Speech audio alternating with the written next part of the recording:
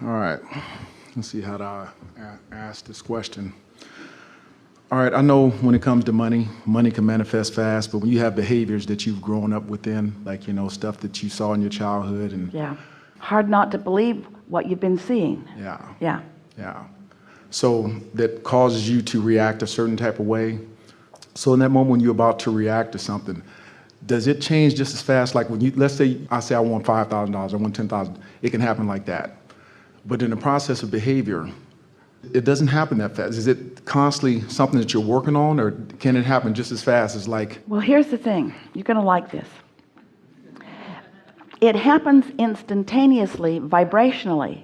But then you want to say, come on, Abraham, how do I get the money out of the vortex and into the bank?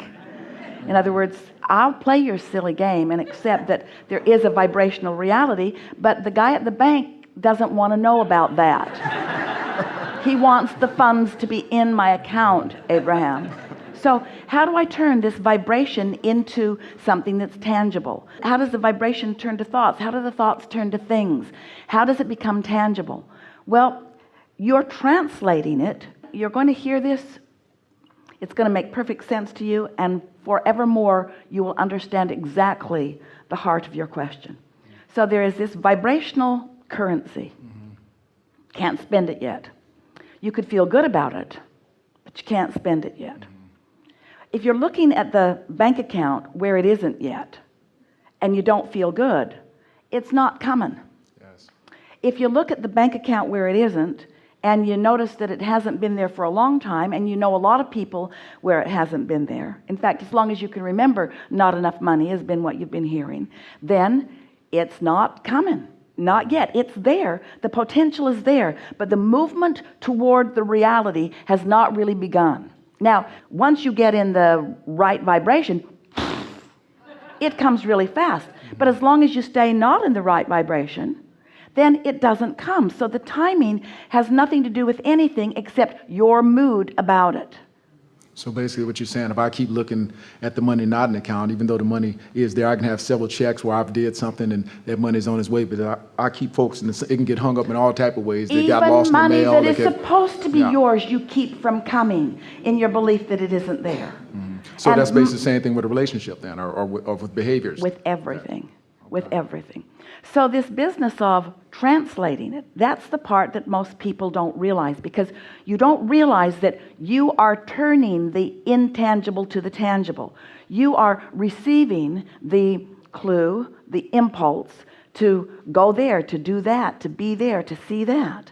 In other words, we told the story yesterday that Esther woke up thinking about Mark Twain books, and there's one in particular that she adores, and she ordered the whole set so that she could read Recollections of Joan of Arc. Joan of Arc is on her mind. The next day she is at a restaurant and she gets an impulse to go over there, and she walks into a place and the man says, "Can I help you?" And she walks right in, room, and is standing in front of a statue of Joan of Arc. Didn't know she was going to find that.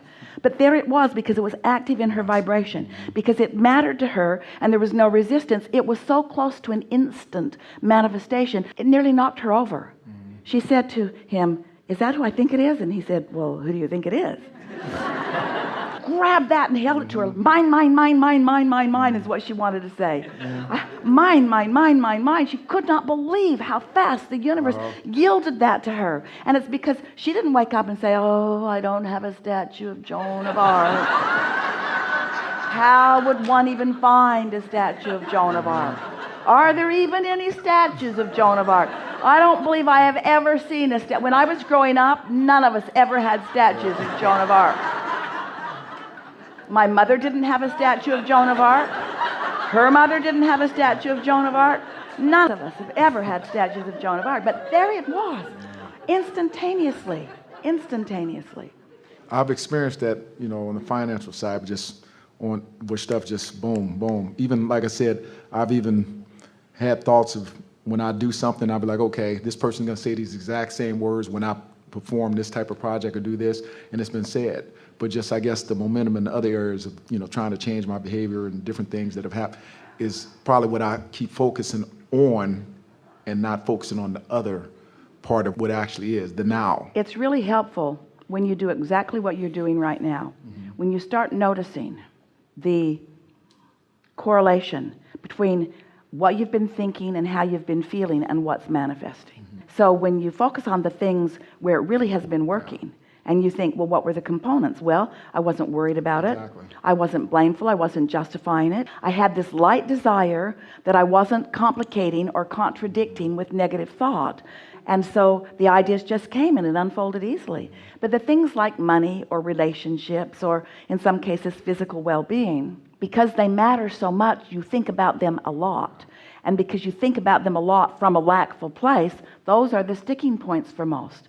Many people say, why is it that the things I don't care that much about just come easily into my experience, but the things I really care about, it takes a longer time? And we say, because the things you really care about, you think about too much from the point of view of not having. The other day it occurred to Esther, she began a conversation about something unwanted, focusing on something not wanted. And the thought just came into her mind because she wasn't far in. I really want closure on this, which means close your mouth. In other words, stop talking about things from that standpoint that doesn't feel good.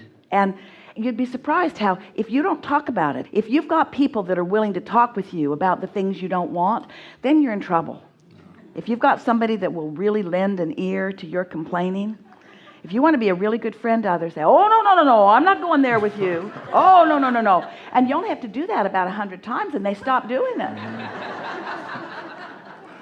After a while, they realize you're not going to be the sounding board. Yes. So let's stay here just for a moment. So turning thoughts to things. So how does reality happen anyway? How does this stuff that is so tangible that you are translating with your physical senses, and your eyes are translators of vibration, that's why you see. Your ears are translators of vibration, that's why you hear. So you're already translating vibration. Your emotions are translating vibration. That's why you feel the emotions that you do. So as you're thinking about translating the vibration of this vortex, this intangible vortex, the first tangible indication that the movement has begun is the emotion that you feel.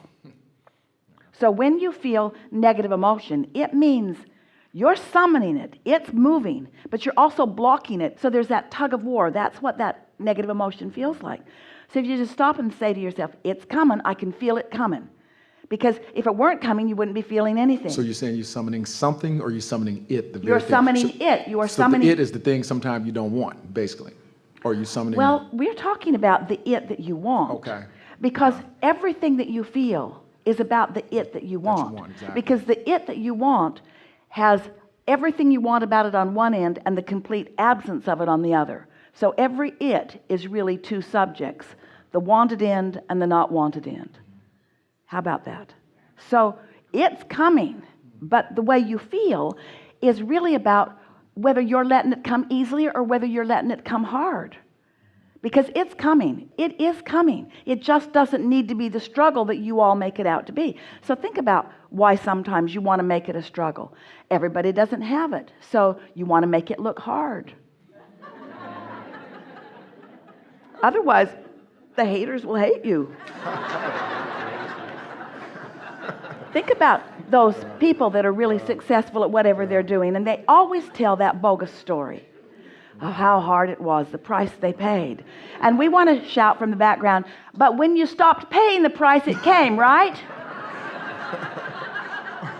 But they leave that part out because they're trying to keep the others from feeling so uncomfortable. And so as you realize that the first indication that movement is underway is when you start feeling around it. If you're not feeling any emotion, it's not active enough to be a player in your experience at all. We just love it when you have strong desire, whether you feel positive or negative. We would far rather you feel terrible, strong, negative emotion than to not feel anything. Because that means you're alive and you've put things in your vortex and it's calling you. The other day, we told you this yesterday, but some of you didn't hear it, and it's the best thing that it makes this point that we've found in a long time. Esther's sitting up in the top of a room in a big tall house she has on a mountain in Utah, and there's a turret. So she's sitting there looking out of this turret up high where the trees are. And she looks over, she's been watching some hawks, a couple of hawks making their way around the property. It's been delightful to watch the power of them. And this day, one of the hawks is sitting right out her window. And Esther's looking at it. She opened the door just a little bit so she could hear it better. And she can hear it insisting on something. Insisting. And right away, Esther knew. She's calling her babies to her, to the highest point on the property. Esther thought, I thought Mama Bird kicked the birds out of the nest and booted them from behind. Not true. She picked the highest point on the property and called and called and called and called and called and called and called and called and called and called and called and called and called. Esther's yelling, get your butt up here. Called and called and called and called and called and called and called, not impatiently, expectantly. Called and Esther was the only one feeling impatient. Called and called and called and called and called, and then sure enough, here one of those birds came. Didn't land with her, wasn't sure about the landing. Got all the way to her, swooped around, and went right back where it came from. And now there are 3 baby hawks soaring all around the property. In other words, now they know they can do it. Well, that's the way your desires are calling you. Your inner being is calling you toward them, calling you, and you got to go. If you don't go, you'll always be uncomfortable. Those babies, they don't look like babies. They're almost as big as their mother now. They couldn't not go. Everything in their nature, they knew that call, and you do too. And so that call is calling, that call is calling, that call is calling, that call is calling. So as you follow those impulses, the impulse, it's going to come first as a thought that feels like it comes out of nowhere.